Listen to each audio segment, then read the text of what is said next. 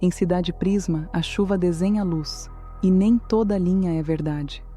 Gente passa depressa por baixo de marquises rachadas, plástico colado na pele, evitando o vidro. Eu aprendi cedo. Não discuta com reflexos. Não é filosofia, é sobrevivência. Reflexo é onde a cidade ensaia mentira antes de dizer em voz alta. É onde a luz toma uma decisão diferente da rua. E em Cidade Prisma, decisão é o tipo de coisa que pega em você como cheiro. Eu trabalho por turnos que não combinam com o relógio. Às vezes a madrugada dura 3 horas. Às vezes ela dura o suficiente para você esquecer um nome. As camadas baixas cheiram a água velha, ozônio e plástico quente. Os letreiros piscam como se tivessem fome. E eu caminho com o corpo inclinado como se o vento sempre estivesse um passo à frente, porque muitas vezes está. Tem gente que chama o meu trabalho de cartografia, com um respeito bonito. O meu bolso chama de contrato. E a minha garganta chama de culpa. Eu caminho com o aro cartográfico na mão, frio como vidro recém-lavado. Quando ele acende, o azul corta a chuva e o dourado bate fraco, como um aviso que não quer ser ouvido. Ele não aponta norte, ele aponta quando a cidade mente. Eu aprendi a ler a mentira por sinais pequenos, um reflexo que dobra demais, uma sombra que escolhe um lado diferente do poste, uma poça que reflete um ônibus antes de o ônibus existir. Eu anoto tudo. Eu anoto como quem põe pedra no bolso para não flutuar, porque tem um tipo de erro que não volta para pedir desculpa. Uma vez, eu assinei um mapa bom o bastante. Eu estava cansada, queria ir embora, queria jantar, e alguém seguiu aquela linha. Não voltou. Desde então eu não confio em certezas, nem nas minhas. Na beira de uma passarela, eu encosto o aro no ar. As linhas acendem, falha de refração. Uma esquina que existe só no reflexo. Eu registro. Rua 13, dobra curta, evitar. O aro vibra de um jeito que eu reconheço. Irritação. Como um bicho preso no bolso do mundo. Ele foi feito para medir falhas de refração, sim. Mas às vezes ele parece medir o que eu não disse, como se soubesse o que eu ia concluir. Eu olho para o reflexo e olho para a rua real. Um deles está errado. Às vezes os dois. O difícil é o resto. Quando a cidade responde ao que eu suponho. Na terceira marcação, eu ouvi um grave que parecia vir de dentro do osso. Não foi no ouvido, foi no peito. Um som que não atravessa o ar. Um som que atravessa a decisão. Eu parei no meio de uma faixa de pedestres que não tinha carros. E mesmo assim, eu senti que eu estava atravessando alguma coisa. O tipo de coisa que não aparece no mapa porque é o próprio mapa que anda. O aro respondeu antes de mim, piscando em sequência, impaciente. Eu segui o pulso na direção do limite norte, onde a cidade começa a perder seus próprios reflexos. Eu devia ter voltado. Eu tinha motivo. Eu tinha histórico. Eu tinha medo. Mas eu também tinha uma frase que não era minha e que eu odeio admitir que me guia às vezes. Se você não olhar, alguém vai olhar por você. Eu não gosto da ideia de alguém olhando por mim. O neon ainda existe, mas fica ralo. A chuva vira poeira fria. E o vento do deserto entra como uma frase curta. O vento do deserto tem um jeito de falar com a pele. Ele não empurra, ele aponta. E quando ele aponta, a cidade parece encolher, como se não quisesse ser vista fora de seus próprios espelhos. No fim, um vazio na transição. 2 marcos de concreto antigo, como se a cidade tivesse sido interrompida no meio de uma construção. Nada de arco, nada de luz, só vibração. Eu levanto a mão e sinto o ar diferente. Não é mais frio. É como se tivesse uma textura, uma pele esticada. Eu penso em dizer fenda. Engulo a palavra antes de virar realidade. Eu ergui o aro. O centro bateu uma vez, dourado. E a névoa, por um instante, desenhou uma borda. Não era uma borda de tijolo. Era uma borda de intenção. Uma linha que não estava ali até ser reconhecida.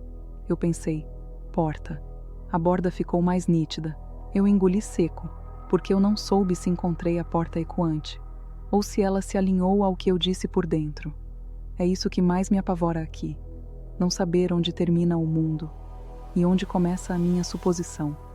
Eu respiro devagar, como se o ar pudesse me ensinar a não escolher. O aro treme na minha mão.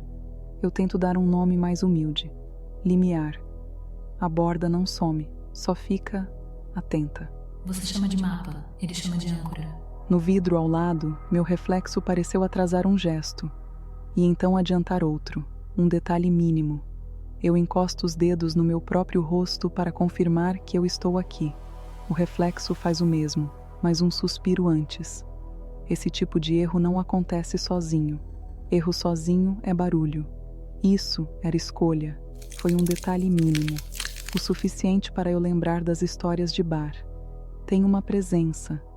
Eu sempre ri dessas histórias, porque eu prefiro o tipo de medo que tem explicação.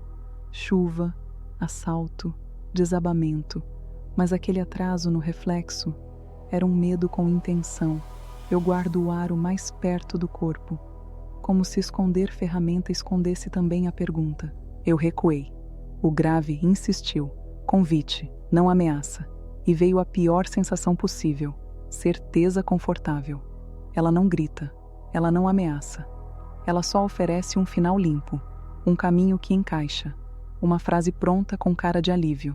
E eu aprendi a desconfiar do alívio, porque ele sempre cobra depois. Eu pensei, dá para medir. O aro fechou um círculo no ar. O dourado bateu 3 vezes. Eu quase confiei. Eu quase deixei a minha culpa virar um instrumento. Quase deixei o meu medo virar certeza. E isso, eu sinto, é o que ela quer. Não que eu obedeça, só que eu conclua. E entendi o mecanismo. Se o que eu aceito se fixa, me fazer aceitar é me fazer construir. No reflexo do vidro, uma ausência passou atrás de mim, como contorno de sombra. Não foi um vulto, foi um recorte, como se alguém tivesse apagado um pedaço do mundo e deixado só a borda para eu notar. Aceite. A palavra chegou como ideia pronta. Eu odeio ideias prontas. Eu odeio porque ideias prontas não pedem permissão. Elas se instalam. E por um segundo, eu sinto uma vontade ridícula de concordar, só para parar de tremer, só para a noite fazer sentido. Eu mordo a parte interna da bochecha. Dor pequena, realidade pequena. Coisas pequenas ainda são minhas. Eu tirei uma cápsula de registro do bolso e encostei no ponto que vibrava. Ela bebeu a vibração e acendeu por dentro, dourado. O dourado sempre me deixa desconfiada. Em Prisma, dourado é raro. E quando é raro, costuma ser caro. E quando é caro, alguém sempre está cobrando. E eu vi flashes que não eram lembrança. Uma cidade não nascida, um mercado de memórias, um corredor de pedra onde nomes cantam. Eu vi também mãos que não eram minhas folheando mapas como quem escolhe destinos. Vi um deserto que parecia respirar. Vi uma porta que não tinha forma, só som. Um som que chegava antes da pergunta. E eu vi uma figura sem rosto, capuz cheio de névoa dourada, como se alguém tivesse guardado um sol num lugar proibido. Não era visão, era entrega. Como se eu tivesse encostado a cápsula num bolso do mundo. Eu fechei a cápsula rápido, como se fechar fosse proteger. O grave caiu de volume, como se satisfeito. A borda de névoa apagou. Prisma voltou ao teatro. Chuva, vidro, neon. O mundo finge normalidade muito bem. Ele sabe que a gente precisa disso para continuar andando. Eu passo a mão no casaco, sinto a água, sinto o tecido, sinto o peso da cápsula no bolso interno. Eu tento repetir, em silêncio, coisas que eu tenho certeza. Meu nome, o número da rua, o caminho de volta. E eu deixo de fora, de propósito, a palavra porta. Eu guardei a cápsula no bolso interno. Na esquina seguinte, um ônibus refletiu 2 vezes no vidro.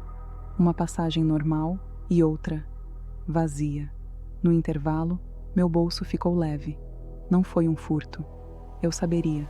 Foi como se o peso tivesse decidido ir embora. Como se o objeto tivesse encontrado seu destino e eu fosse só a mão que passa. Eu procurei no chão, no reflexo. Nada. Meu estômago afunda. Não por perder, mas por entender o tipo de mundo em que eu estou vivendo. Um mundo em que coisas importantes se movem sem atravessar o espaço. Algumas coisas não se perdem, elas são entregues. Eu não atravessei a porta ecoante, ainda. Mas eu entendi. Aquele fragmento não era para mim. Era uma ponte, uma isca, para alguém que não some. Alguém que não some. Eu repito a frase e sinto ela tocar um lugar fundo. porque eu penso em quem sumiu por minha causa, e penso na possibilidade, cruel, bonita, impossível, de que a cidade esteja tentando corrigir alguma coisa com esse gesto. Ou pior, que alguém esteja usando a minha culpa como correio. O grave voltou, baixinho, como nome dito por pedra. Eu apertei o aro cartográfico e fui atrás. O aro responde com uma luz ciano mais firme, como se agora ele tivesse certeza.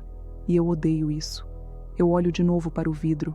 Meu reflexo me observa como se soubesse mais do que eu. Eu viro o rosto primeiro. Se eu desaparecer, que pelo menos reste meu mapa.